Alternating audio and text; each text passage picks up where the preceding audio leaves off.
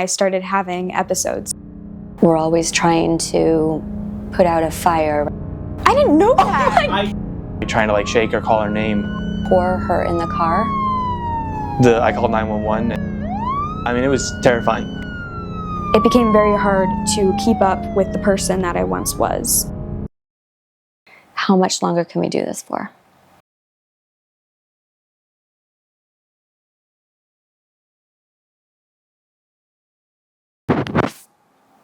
Can you see both my eyes? Yes, no? No. We were doing a timed essay in my AP English class. I was writing my essay, had a clear idea of where I wanted to go with it, and the next second I'm being wheeled out of my class in a wheelchair in front of everybody, and it was mortifying, to say the least.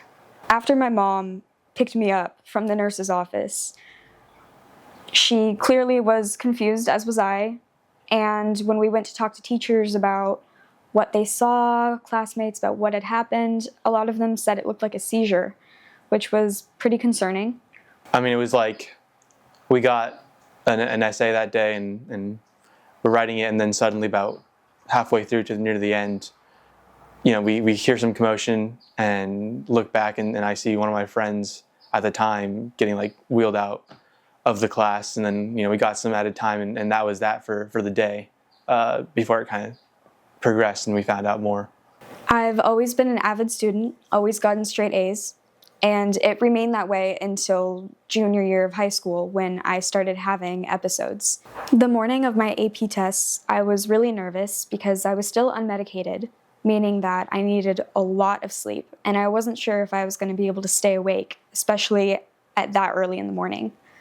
So I got about halfway through each test before I ended up passing out.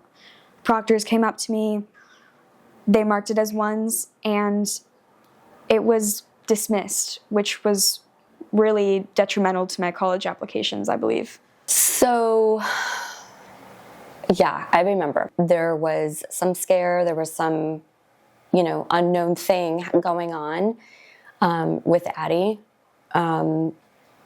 I was told by one of the teachers that it seemed as though she was actually having a seizure.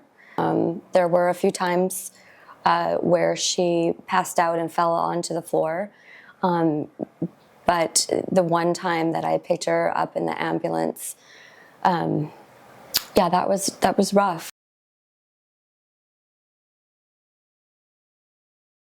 They call it idiopathic hypersomnia, and my case is one of the more severe ones. Idiopathic hypersomnia literally translates to excessive sleepiness of unknown origin. When I first started dealing with these sleep attacks and all of these symptoms, it became very hard to keep up with the person that I once was. I fell really far behind in school. I wasn't able to make it to class most days, most practices. My coaches and my teachers were very confused, as was I, because we didn't have any answers. My relationships with people have been more strained just because I often don't have the energy to do the things that people my age, my friends, like to do. Kameron has been there for every step of the way: diagnosis, medications, trials, and he's just there when I need him. You know, normal high school relationships are kind of go out, have fun, screw around, and do whatever, you know, you do whatever kind of is happening in the moment.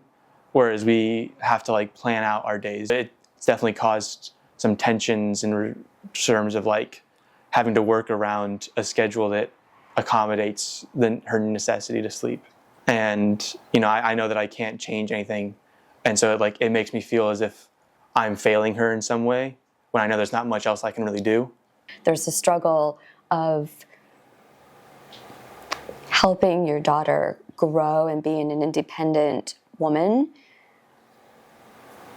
by allowing her to help herself, but then also being in a situation where you can see she can't, and trying to figure out where that line is has been really challenging.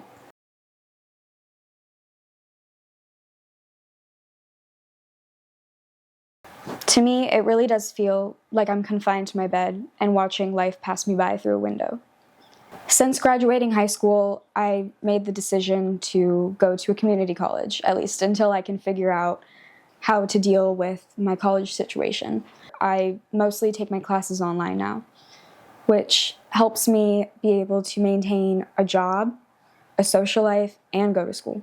I think I've always known how to be resilient, but this has taught me resilience on a whole new level.